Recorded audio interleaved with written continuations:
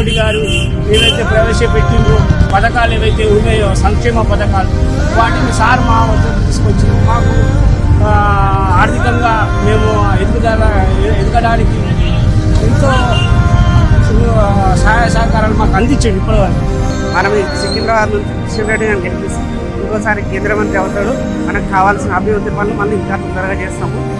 భారీ మెజార్టీతో గెలిపించాలని మనం అంబర్పేట నియోజకవర్గంలో అన్ని వర్గాల ప్రజలకు కిషన్ రెడ్డి గారు అనేక సేవలు చేసినారు. కిషన్ రెడ్డి గారు చేసిన సేవలు మర్చిపోలేదు. కిషన్ రెడ్డి గారు ఇవాళ భారతీయ జనతా పార్టీ మరి సికింద్రాబాద్ పార్లమెంట్ నియోజకవర్గంలో భారీ మెజార్టీతోటి గెలుస్తారని ఏరియాలోకి కిషన్ రెడ్డి రావడం చాలా మాకు మంచిగా అనిపిస్తుంది. చాలా హ్యాపీగా ఉంటుంది. ఎప్పుడు వచ్చినా అందరినీ ప్రజల్లో కలిసి అందరినీ కలుపుకుంటూ వెళ్ళిపోతాడు.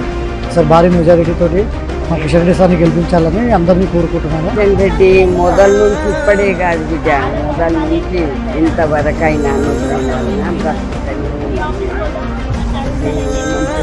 వాళ్ళను